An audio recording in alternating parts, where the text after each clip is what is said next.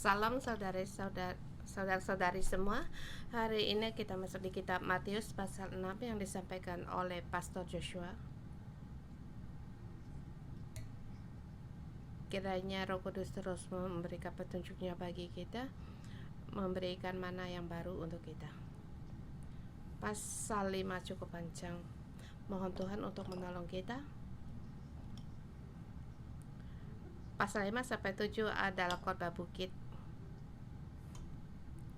yang sangat penting dalam kitab Matius.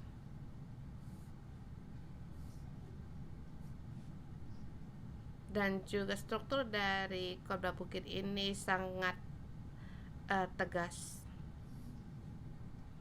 dan juga berbentuk V.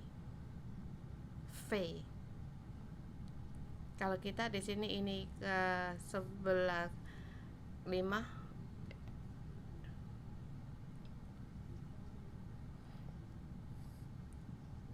ini dari masuknya dari 8 berkat sampai pada intinya, yaitu doa Bapa kami, kamu terus naik sampai akhirnya. Dan berapa akhirnya itu adalah perumpamaan untuk melakukan perintah Allah. Orang yang berhikmat mendirikan rumahnya di atas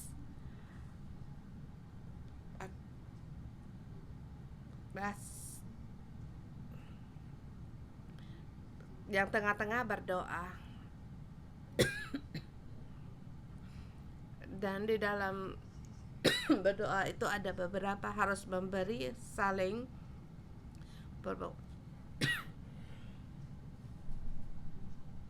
dan sampainya dengan diakhiri dengan doa dan menghidupkan berkat-berkat surgawi. Kamu diberkati dan saling berhadapan.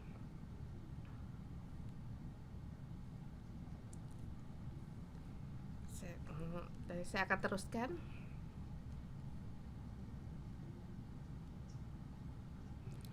Kita lihat di pasal ke-5 sebelum masuk di pasal ke-6. Ini adalah khotbah bukit.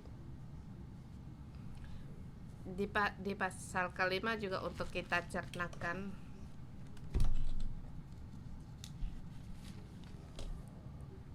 Pasal ke-6 juga ada di berbeda waktu, ada sebutkan berapa kali.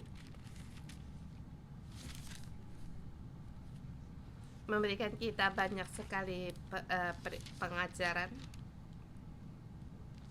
Hari ini kita lihat pasal yang ke-5, pasal untuk masuk dalam kerajaan surga. Kita harus masuk di dalam kerajaan surga terlebih dahulu, ayat pertama dan kedua. Kita terlebih dahulu lihat di pasal ke-4 yang terakhir.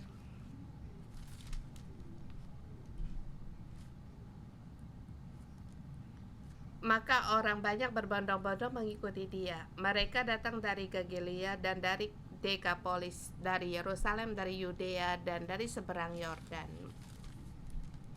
Banyak orang mengikuti Yesus.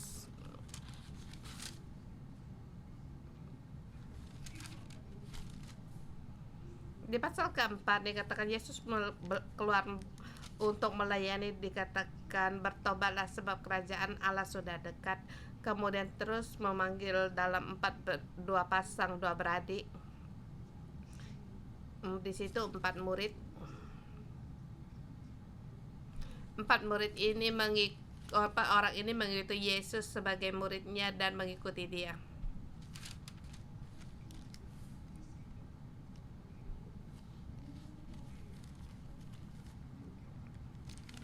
Dari 4 orang ini kemudian datanglah orang-orang dari segala penjuru mengikuti Yesus. Dari Yesus memanggil 4 orang, 4 melambangkan yaitu 4 penjuru. Dan memang dari 4 penjuru, berbagai penjuru orang mengikuti Yesus. Sampai di pasal ke-5 Yesus melihat orang banyak orang mengikuti dia.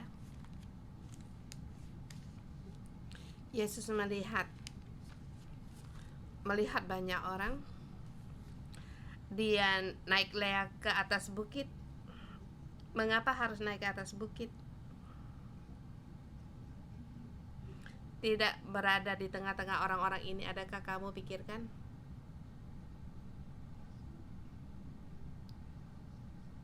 Yesus melihat banyak orang, kemudian dia naik ke bukit. Hari ini kita mengikuti dunia sangat berbeda. Dunia sekarang banyak orang mengikutimu. Pemimpin bagaimana? Mereka harus berada di tengah-tengah perkumpulan orang untuk mendapatkan suara dari mereka dan hati mereka. Itu adalah Saul. Yesus tidak demikian. Banyak orang yang mengikuti dia. Kita bukan untuk mendapatkan kekuasaan atau orang yang mengelilingimu atau pelayanan yang sangat besar.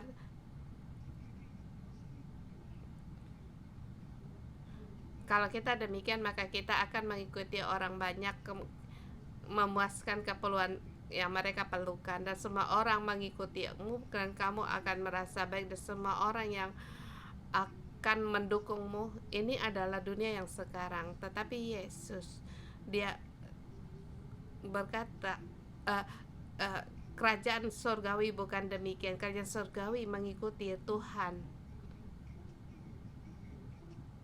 bukan pengembala mengikuti domba-dombanya, tetapi domba-dombanya mengikut pengembala. Jadi Yesus naik ke atas bukit, merujukkan bahwa semua orang harus mengikuti dia. Jalan yang Yesus tempuh, kamu pun harus tempuhi. Walaupun jalan untuk naik ke bukit itu sulit, tetapi kamu juga harus ikut.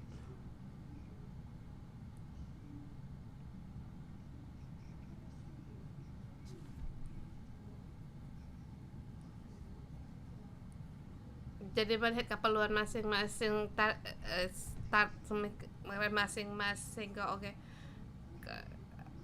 Apa pikiranmu? Baik, saya ikuti kamu, bukan demikian. Tetapi kamu harus melepaskan dirimu sendiri. Yesus naik ke bukit, kamu harus mengikuti dia naik ke atas bukit. Melepaskan dirimu sendiri, meninggalkan dirimu juga milikmu. Kamu kalau ingin masuk dalam kerajaan surga, kamu harus demikian, untuk melepaskan dirimu, meninggalkan keinginanmu sendiri, meninggalkan padang gurunmu. Jadi Yesus naik ke atas bukit, dia duduk. Kemudian satu yang sangat penting yang tercatat, datanglah murid-muridnya kepadanya. Orang-orang yang mengikuti Tuhan yang naik ke atas bukit itu adalah murid-muridnya. Kalau yang masih tetap di tempatnya yang sendiri, di tempat ini merasa baik, di dalam tempat ketentramu sendiri, yang kenyamanan sendiri, saya demikian merasa enak. Mengapa saya harus berjalan dengan yang sulit?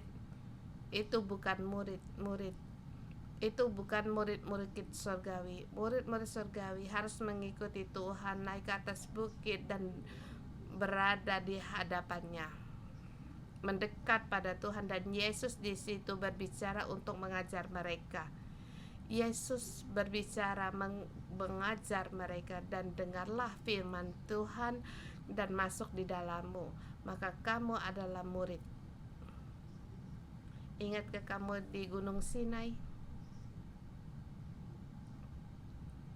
Umat tidak mau, rakyat Israel tidak mau Allah langsung berbicara kepada mereka. Dia menyuruh Musa, kamu pergi, kamu mendengar, beritahukan kami, kemudian kau beritahukan kami apa yang kamu bicarakan, kami mendengar. Sebab rakyat takut kepada Allah, tidak berani menghadap kepada Allah dan mendengar Allah, dan tidak mau mendengar suara Allah.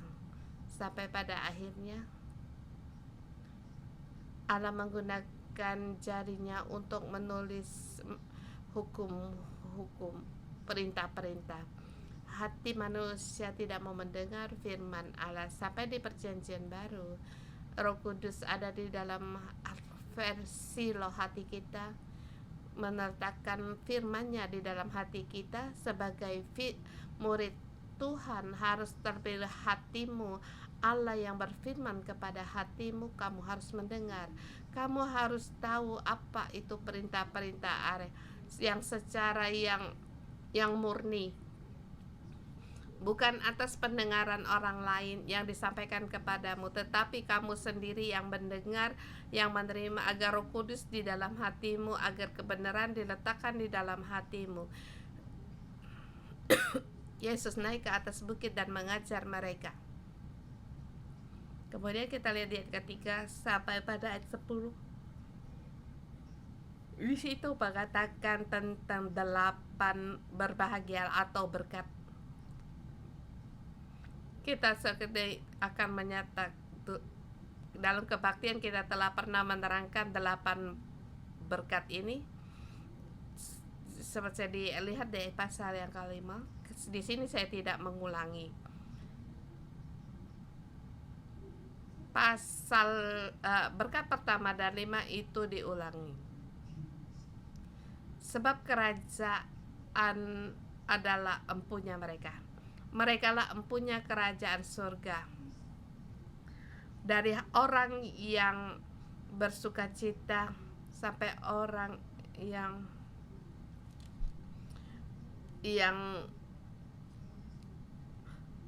dianiaya oleh karena kebenaran, yaitu berbahagialah orang yang dianiaya dan sebab kebenaran, karena mereka lah yang empunya kerajaan surga.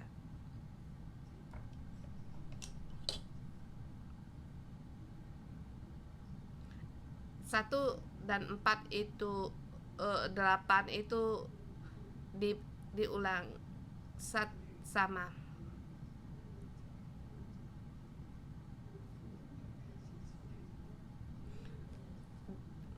Dan lagi di situ berbahagialah orang yang berduka cita, mereka dihibur. Berbahagialah mereka orang yang lemah lembut, mereka memiliki bumi. Berbahagialah orang yang lapar dan haus akan kebenaran, mereka akan dipuaskan. Berbahagialah orang yang murah hati, karena mereka beroleh kemurahan. Dan berbahagialah orang yang suci hatinya, karena mereka melihat Allah. Berbahagialah orang yang damai, karena mereka akan disebut anak-anak Allah. Di sini saling berkat juga saling berhadapan. Ayat 1 sampai 8 itu juga berhadapan dengan orang yang menerima kerajaan surga, dan juga mereka memiliki bumi, dan mereka juga memperoleh bumi. Mereka juga disebut anak Allah, mereka juga dihibur. Mereka mendapatkan banyak-banyak berkat, semua berkat dalam surga empunya mereka. Mereka pun memiliki. Sampai di hadapan Tuhan kita mendengar pengajaran Tuhan, agar pengajaran Tuhan masuk di dalam hati kita. Kamu harus mendengar pengajaran Tuhan. Pertama, kamu harus bergembira, kamu harus bersukacita, kamu harus lemah lembut, kamu harus dengan hati yang murni, dengan murah hati. Mengapa harus bermurah hati? Yaitu memberi kedamaian bagi orang lain, akur dengan orang lain. Sebab ini adalah sifat-sifat dari kerajaan surga. Dan juga kamu harus masuk dalam, kalau kamu hendak masuk dalam kerajaan surga, kamu harus punya sifat-sifat yang demikian. Mengapa? Nanti akan kita terangkan. Depan belakang ada hubungan.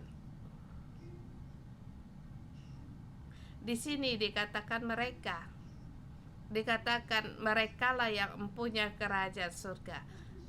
Ayat ke-10 juga, mereka lah mempunyai surga. Sampai di ayat ke-10 itu adalah dikatakan semua mereka, orang-orang yang mengikuti Tuhan. Pertama dikatakan Tuhan menyembuhkan orang-orang seperti Tuhan menyembuhkan aku. Tuhan mengusir 30 roh jahat dalam hidupku. Kemudian aku mengikuti dia, tetapi aku tidak berhenti dalam kenyamanan hidupku, tetapi Tuhan menyuruh aku untuk datang ke Hong Kong. Aku pun datang ke Hong Kong. Tuhan, apakah misimu? 611. Tuhan, saya tidak mengerti apa 611. Ya, tapi perlahan Tuhan memberikan petunjukan padanya. Tuhan memberikan firman-Nya dipahat di dalam hati saya, dan saya berkeputusan bahwa saya harus melayani Roh Kudus dengan firman Tuhan, dengan renungan pagi untuk kita menyalakan lampu. 23 tahun kita terus demikian. Tuhan terus memberikan petunjuknya bagi kita, dan kita masuk dalam berkat surgawi. Petunjuk Allah semakin banyak. Sejak saya mengikuti Allah sampai hari ini masuk sebagai murid surgawi, Allah terus menuntun, berjalan selama 23 tahun sudah. Puji Tuhan. Semua orang harus demikian. Kita semua telah mengalami disembuhkan atau telah mengambil keputusan percaya Tuhan. Allah telah memberkati, baik itu rumah tanggamu, kesehatanmu, ekonomimu, atau kutuk padamu dihancurkan, atau di dalam hatimu pikiran sangat egois, sangat menyeleweng, mementingkan diri sendiri dan saling memperhitungkan dan tidak suka pada orang lain. Apa yang harus diperbuat? Pada saat Yesus menolongmu, kamu dibebaskan, kamu berubah, kamu tahu bahwa Allah menyelamatkanmu, maka kamu harus mengikuti Dia. Bertobat, kerajaan Allah sudah dekat. Bertobatlah, kerajaan Allah sudah dekat. Bertobat kembali kepada Allah dan mengikuti Dia, dan jangan berhenti. Jangan berkata cukup, saya cukup sampai di sini. Ini